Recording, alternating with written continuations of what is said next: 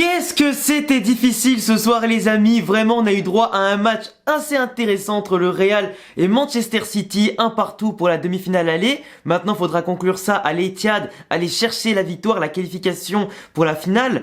Mais ce soir ça a été compliqué, on a eu un Real Madrid qui a été à deux visages, tout comme un Manchester City à deux visages, une première mi-temps qui a été dominée globalement par City, mais qui a fini en tout cas par encaisser un but exceptionnel de Vinicius, après que le Real Madrid a bien appliqué son plan de jeu, de d'abord jouer avec un bloc bas, chercher les contres, et comme on le disait en tout cas dans l'avant-match, d'aller chercher au-delà du premier rideau de la défense et du pressing de City, qui allait avoir la possession du ballon et la domination du terrain. Donc une fois que tu cherchais la profondeur, t'avais les espaces, t'avais des occasions à exploiter. Le Real l'a fait sur un contre magnifiquement bien lancé par Camavinga et Modric, qui conclut par une frappe incroyable de Vinicius, bien limpide, bien puissante, bien hors de portée du gardien, incroyable, qui montre que Vinicius est vraiment aujourd'hui un des meilleurs joueurs du monde, un prétendant peut-être cette année ou dans les prochaines années au Ballon d'Or, et surtout quelqu'un aujourd'hui qui porte l'attaque du Real. De l'autre côté, City a attendu la deuxième mi-temps d'être plutôt dominé. Je pense que Guardiola, à la mi-temps, leur a dit que sachant qu'il jouait à l'extérieur et que le Real Madrid appliquait son plan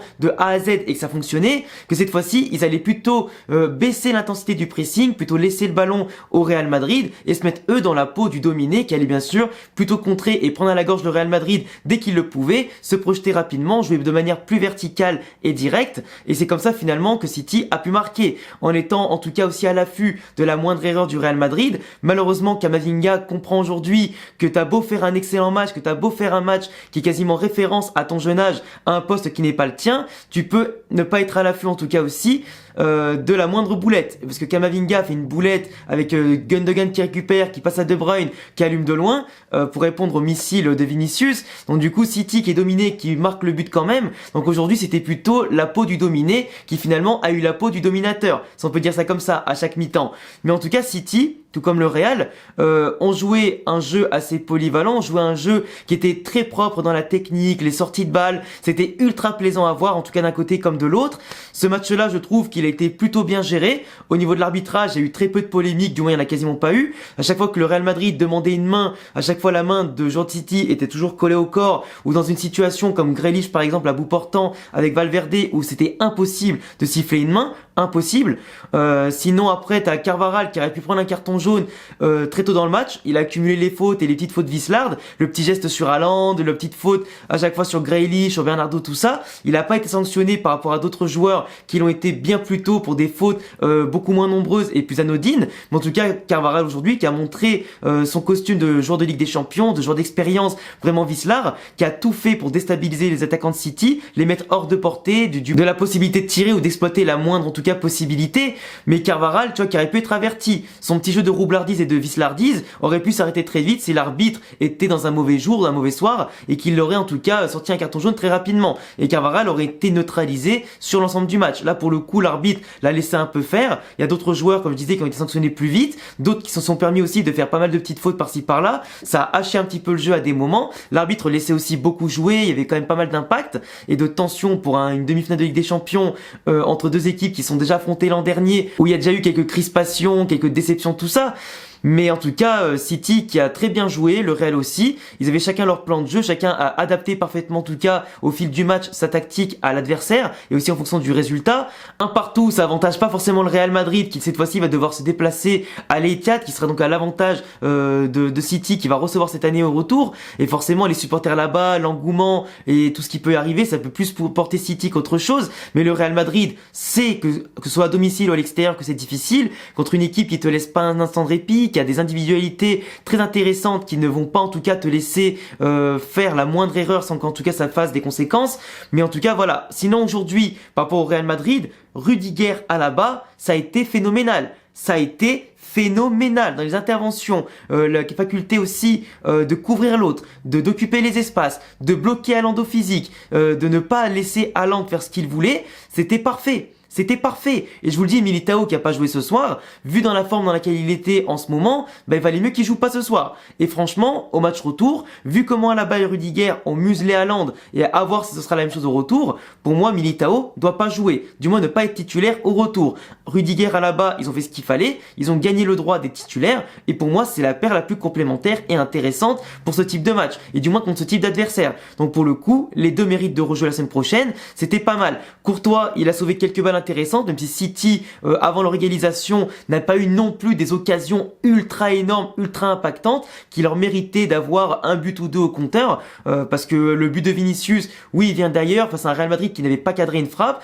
qui était dangereux sur quelques incursions de Benzema, de Rodrigo, de Vinicius, qui déstabilisait, qui décrochait, qui faisait tourner, qui prenait très vite, en tout cas, une de touche de balle, la défense de City à contre-pied et contre-sens, mais globalement, le Real ne tirait pas beaucoup avant le premier but de Vinicius, qui a ensuite été le déclencheur de la reprise de confiance du Real Madrid, qui a déferlé en tout cas les supporters dans le stade, mais City, qui n'était pas ultra dangereux non plus malgré sa domination, qui aurait pu avoir quelques situations intéressantes, mais à chaque fois ça passait un petit cheveu, une déviation, le joueur du Real qui coupait l'occasion, etc. Donc au final, c'était plutôt équilibré en termes d'occasions ultra franches. Mais City, même en deuxième mi-temps, qui allait plutôt laisser le ballon, a eu après des occasions de faire un petit peu peut-être la différence, mais le Real Madrid, qui a vraiment pris tout ça à son compte en deuxième mi-temps, qui finissait mieux le match, qui aurait pu vraiment sortir de ce match-là en tant que vainqueur, qui avait décidé de sortir de ce match-là en tant que vainqueur. Franchement, le 1-1 est mérité globalement, mais ça aurait pu être cher payé pour certains plus que d'autres, et pour moi le Real aurait pu s'en sortir beaucoup mieux, tout comme City, mais franchement c'était tellement imprévisible ce qui se passe, c'était tellement imprévisible dans la gestion du jeu et tout ça, que à tout moment, n'importe qui pouvait faire la différence. Tchouaméni, sa frappe de loin, quand il est rentré, j'étais sûr que ça allait rentrer, tellement elle partait bien, il a rebattu et tout, mais il intervient bien en tout cas sur ça. Après dommage qu'il y a des moments, t'as Valverde qui cadre pas, que t'as Valverde aussi à un moment donné qui te fait un magnifique débordement, petit pont sur Akanji qui fait tout le plus dur, et pour centrer à Benzema, il l'atteint pas. Kroos, il a été plutôt pas mal, la gestion des temps forts, des temps faibles, au niveau de la défense, il était partout, il essaie d'assurer un maximum, il prend un jaune sur Gundogan, mais c'est un peu dommage. D'ailleurs, Kamavinga aussi a pris un jaune parce qu'il a fait une erreur de contrôle, et ça finit du coup sur une faute derrière, c'est un peu dommage, mais ça vient pas récompenser en tout cas son bon match globalement, entre l'erreur qu'il fait sur le but et son carton jaune, mais c'est un peu dommage. Modric, qui revenait aujourd'hui de blessure, qui joue quasiment 90 minutes, j'avais peur qu'il se reblesse, j'avais peur en tout cas qu'il aille trop à fond, il a mis du temps à rentrer dans son match, mais une fois qu'il était lancé, dans les combinaisons, les petits 1-2, tout ça, c'était plutôt pas mal. Asensio, il a pas eu le temps de se mettre en évidence quand il est rentré. Rodrigo, il a pas été aussi un poison et incisif que Vinicius, mais il a fait des fois des prises de balles intéressantes pour repiquer dans l'axe, lancer Benzema. Au bout d'un moment, premier mi-temps, c'était un peu trop fort, mais c'était bien tenté. Il a tenté 2-3 prises de balles intéressantes. Il a pas réussi à tirer beaucoup de fois. Il a pas réussi à créer le danger comme il aurait voulu. Mais en tout cas, il a été quand même intéressant par ses mouvements. Il a bien fatigué son vis-à-vis. Dommage qu'on n'ait pas profité de l'absence de Nathan Ake, notamment, pour faire plus de différence. Mais c'est clair que Vinicius était un peu trop seul, vraiment, en tant que danger numéro 1 et poison ultime. Benzema, dans ses décrochages et ses prises de balles, quand il faisait ses contrôles sur les balles longues pour qu'on puisse sortir un peu du pressing de City, sortir de ce premier rideau, tout ça, il était super intéressant, sa technique et son expérience et son sang-froid ont fait la différence. Maintenant, dans les déplacements vers la surface, il a pas été en tout cas au top pour tirer, pour donner la balle au bon moment, etc. C'est un peu dommage, mais un peu lent sur les prises de balles et décisions, mais sur le reste, il était au top pour assurer le contrôle et nous faire respirer un peu. Donc son apport a été important, mais malheureusement pas assez décisif.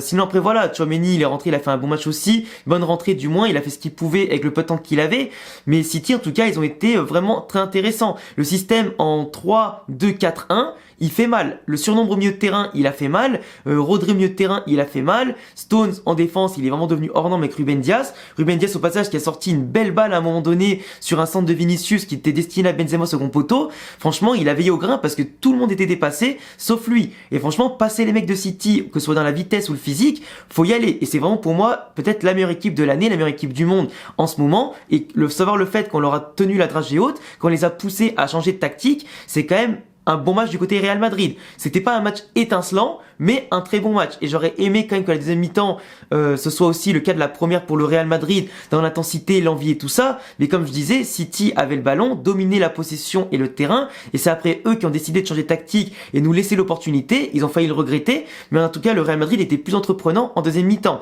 En première mi-temps, voilà, tu défends, tu fais le dos rond, t'exploites le moindre contre et avec une précision chirurgicale, tu exploses tout, made in Real Madrid. Mais bon, en tout cas, les devoirs ont été faits. T'as pas perdu, t'as pas gagné non plus. J'avais donné 2-1 comme pronostic.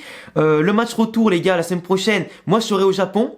Le prochain match, je vais atterrir le jour même du match là-bas. Le match va se dérouler, ce sera 4h du matin pour moi là-bas. Donc si je peux me lever, si je suis pas trop mort avec le jet lag, tout ça, j'essaierai de voir le match et vous faire un débrief au téléphone en baladant dans les rues, en tout cas du Japon en pleine nuit vers 6h du matin là-bas. Si je peux pas, eh ben écoutez, je ferai quand même au mieux pour faire une petite vidéo peut-être le lendemain ou quoi que ce soit. Mais en tout cas, je vais avoir le stress bien sûr pour mater le match et en tout cas voir le résultat, voir si on va en finale ou pas. J'espère qu'on ira en finale. Et puis voilà, en tout cas, j'attendrai tous vos retours sur ce match-là.